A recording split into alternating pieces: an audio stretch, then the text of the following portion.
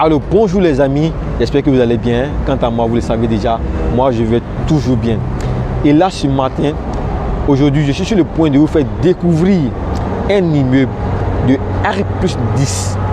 Je vous dis un immeuble de R+10 qui a été entièrement construit, entièrement décoré, entièrement aménagé, avec un niveau de standing élevé. Parce que là nous sommes en zone 4. Abidjan. Pour ceux qui ne connaissent pas zone 4 c'est l'un des quartiers les plus chics d'Abidjan. Donc cet immeuble de R+10 avec 4 appartements par palier qui va partir en fumée dans les jours à venir, tout simplement parce que les travaux du métro d'Abidjan impactent son immeuble et l'immeuble doit être rasé entièrement.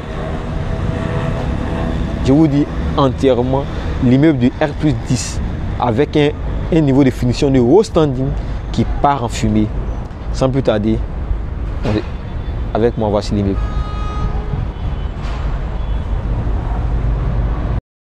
Alors, avant d'aller plus loin, je me présente pour ceux qui sont nouveaux sur la chaîne. Mon nom c'est Paul Jonathan, votre expert immobilier.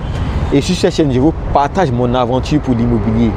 Alors, si comme moi, vous êtes aussi passionné par l'immobilier, je vais vous demander d'abord de vous abonner à cette chaîne, de partager la vidéo à vos amis, à vos connaissances, de telle sorte qu'eux aussi ils puissent éviter de subir ces mêmes désagréments-là, éviter de construire des maisons sur des voies où il y a des travaux qui sont projetés, afin d'éviter qu'ils puissent perdre leur argent. Donc, je compte sur vous pour vous abonner et de faire en sorte que nous puissions atteindre la barre des 10 000 abonnés d'ici la fin de cette année. Également, pour toutes les personnes qui sont intéressées par les projets immobiliers Riyad City, n'hésitez pas, laissez-nous un message en bas de description sur le numéro qui apparaît et nous vous ferons le plaisir de vous répondre. Donc sans plus tarder, allons jeter un coup d'œil à l'immeuble en question.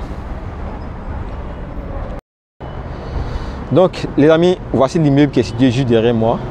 Et comme j'ai dit, c'était un immeuble dont la construction a été achevée il y a moins d'1 an. Voilà, là nous sommes en pleine zone 4. Donc imaginez un peu, devinez un peu le niveau de finition qu'il y avait dans les différents appartements. C'est un immeuble de R+10 avec toutes les finitions qui sont dignes du Macquarie zone 4. Et regardez un peu derrière moi. Vous-même, vous voyez un peu le décor. Oui. Donc cet immeuble-là sera détruit. Pourquoi? Parce que tout juste à côté, là, on a la ligne du métro d'Abidjan. Or, selon les services techniques, à partir du métro, on doit laisser un espace de 10 mètres de chaque côté. Vous voyez? Donc, vous voyez que de ce côté, il n'y a pratiquement plus rien. Il n'y a pratiquement plus de construction. De l'autre côté également, voilà, on doit casser tout ce qui est proche de la ligne du métro. Et vous-même, vous voyez que cela se répercute même sur tout l'ensemble. Toutes les constructions qui étaient là, sur tout le long du métro, ont été démolies. Pas plus tard que là, ce tamas de sable que vous voyez, c'était une église qui était bâtie. Et dont une partie était carrément dans les 10 mètres. Donc l'église a été démolie. Et juste après l'église, c'est cet immeuble-là qui rentre en ligne de compte. Vous voyez. Techniquement, ce n'est pas tout l'immeuble qui devait être détruit. C'est juste une partie de l'immeuble qui rentre dans les 10 mètres. Mais étant donné qu'on ne peut pas casser une partie de l'immeuble sans que cela ne joue sur la structure totale de l'immeuble, ils ont jugé bon de démolir tout l'immeuble. Sinon, regardez un peu dans le fond. Après l'immeuble, on a d'autres constructions, mais elles ont été épargnées. Pourquoi? Parce qu'elles n'entrent pas dans le cas des 10 mètres. Vous voyez. Donc, ce sont un peu les aléas de la vie. Est-ce que le propriétaire a été dédommagé? Là, je ne saurais le dire parce que je me suis rendu sur le site, mais actuellement, les responsables ne sont pas là. Ce sont les ferronniers et bon, des gens qu'on appelle généralement les casseurs. Ils viennent casser les bâtiments pour voir ce qu'on peut récupérer comme fer, comme tuyau, comme fil de courant. En tout cas, tout ce qui est récupérable, ils ont en train de casser pour voir ce qu'ils peuvent prendre actuellement. Voilà, donc vraiment c'est un peu triste Donc à la question de savoir est-ce que le propriétaire a été dédommagé, je ne saurais le dire. Mais je sais qu'il a été dédommagé, ça c'est clair. Parce que l'immeuble, parce que l'église qui était là, j'ai vu dans les journaux que le pasteur ou les responsables de l'église, ça ce sont les motards qui sont dépassés et qui font énormément de bruit. Donc les dégâts ou bien la valeur de l'église a été estimée à 800 millions. C'est-à-dire la construction, puis la décoration, l'embellissement, tout ce qui rentrait en ligne de compte, sans oublier la valeur du terrain, était estimée à 800 millions. Donc si l'église était estimée à 800 millions, devinez un peu, imaginez un peu le coût de cet immeuble-là. Des 10 étages, nous avons 10 niveaux ici. Donc imaginez un peu la valeur. Ça, nous dépassons largement le milliard. Et puis, vu que les finitions étaient déjà achevées, vu que tout était déjà en place. Voilà. Mais il y a un point sur lequel j'aimerais revenir et permettez-moi de m'asseoir. Donc, comme je disais, il y a un point sur lequel j'aimerais intervenir. C'est qu'il y a deux notions qu'on confond généralement. On a le déguerpissement et l'expropriation. Là, ce sont deux notions à ne pas confondre. Désolé, parce que là, nous sommes en plein VGE, donc il y a des véhicules qui passent, c'est ce qui fait qu'il y a énormément de bruit. Donc, comme je disais, il ne faut pas confondre déguerpissement et expropriation. On parle d'expropriation quand celui qui a construit son immeuble a tous les titres qu'il faut. Pour cet immeuble, par exemple, d'abord le titre de propriété pour le terrain, c'est l'ACD. Pour bâtir l'immeuble, il faut un permis de construire. Donc, quand toutes ces autorisations-là sont OK et que l'État décide de récupérer cet espace, ici, on ne parle pas de déguerpissement, on parle d'expropriation. Parce que tu es le propriétaire, tu as tous les documents qu'il faut. Et dans ce cas, l'État est obligé de te dédommager. Mais c'est le montant du dédommagement là, c'est là qu'il y a problème. Parce que généralement, les bâtiments sont sous-évalués. Pour les terrains nus, par exemple, en cas d'expropriation, l'État vous reverse 2000 francs par mètre carré.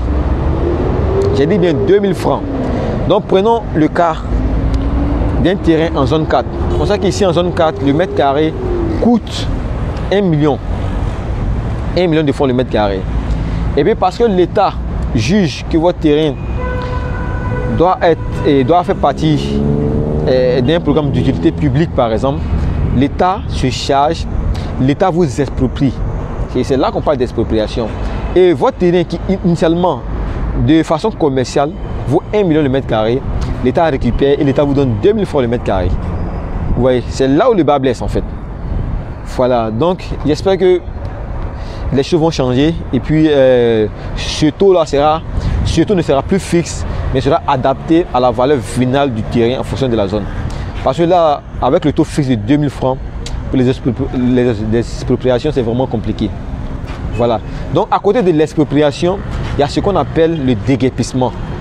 Quand on parle de déguerpissement, ici, l'État n'est pas contraint de vous relocaliser. Non, non. Quand on parle de déguerpissement, il n'y a pas de contrainte. C'est-à-dire, si on veut, on vous relocalise ou bien on vous laisse comme ça, chacun se débrouille. Voilà, donc c'est la nuance qu'il faut lever entre ces deux notions-là. La première notion, c'est l'expropriation et la deuxième notion, c'est le déguerpissement. Donc, l'autre point aussi qu'il faut souligner, c'est que quand vous voulez engager des travaux de construction, par exemple, il faut se référer à pratiquement tous les ministères pour connaître les travaux futurs qui seront réalisés dans la zone.